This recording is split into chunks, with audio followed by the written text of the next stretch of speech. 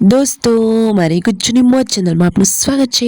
આજના વિડીયોમાં આપણે વાત કરવા જઈ રહ્યા છીએ કે ઠાકોર ફેમિલી આખું જઈ રહ્યું છે આજે કાજલબેની મારા ઘરે।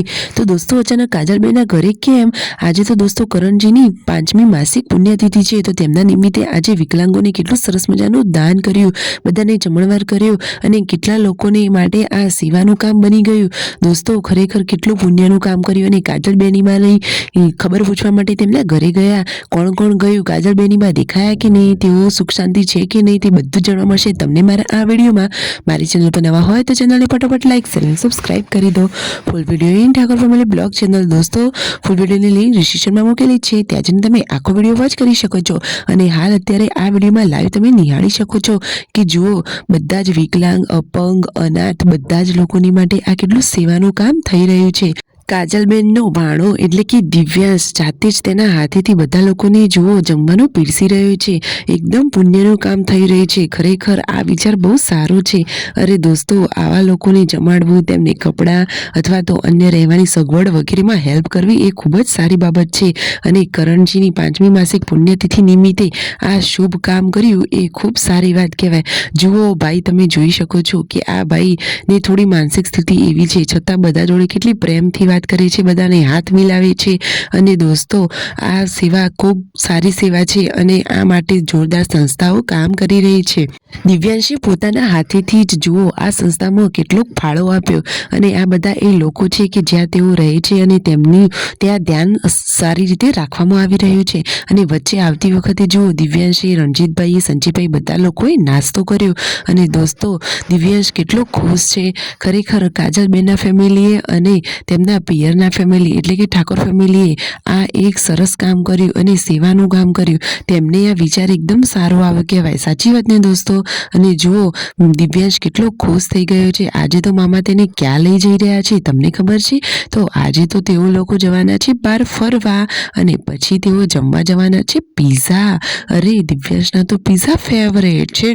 તમે વિડીયોમાં જુઓ તો ખરા કે બધા લોકો રાત્રે આ લાઇટોથી કેવું રમી રહ્યા છે। પૂનમ ભાભીને બાળકોને લઈ અને રમવા માટે આવ્યા હતા। હવે પીઝા શોપ ઉપર તેઓ પહોંચી ગયા છે। હવે થશે પીઝા પાર્ટી। તો બચ્ચા પાર્ટી તો પીઝાની શોપ જોઈને જ ખુશ થઈ ગઈ। હવે ફાઇનલી તેઓ હોટલની અંદર જતા રહ્યા છે અને પીઝાનો ઓર્ડર આપી દીધો છે અને ત્યાં આવ્યા છે તેમના મહેમાનો। તો બધા જોડે મુલાકાત કરી અને ફાઇનલી ગાર્લિક બ્રેડ અને Mexican, garlic, Italian, paneer tikka બધા જ પ્રકારના પીઝા બધાએ ખાધા। રાકેશભાઈને તો 11 હતી એટલે કે એકાદશી, પરંતુ જુઓ સંજયભાઈને તો પીઝા બહુ જ ભાવે, તેમને તો પેટ ભરીને પીઝા ખાધા। બચ્ચા પાર્ટીને પણ આજે પીઝા ખાવાની મજા જ પડી ગઈ। દોસ્તો તમે જુઓ તો ખરા આ ફેમિલી કેટલું હળી મળીને રહે છે, તમે વિડીયોમાં લાઈવ જોઈ શકો છો।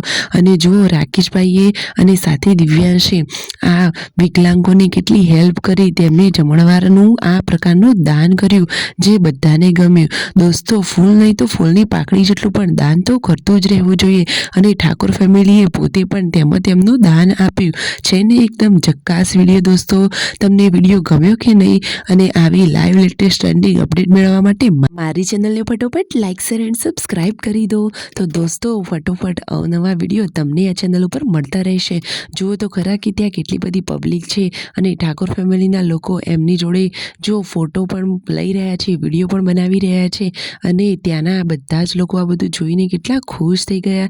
દોસ્તો આ લોકો માનસિક રીતે વિકલાંગ અપંગ હોય છે, પરંતુ તેઓ બધું જ સમજતા હોય છે, તેમનામાં પણ એક જીવ છે, તો આપણે જીવ દયા રાખી અને એમની આ સેવાનું કામ કરવું જોઈએ।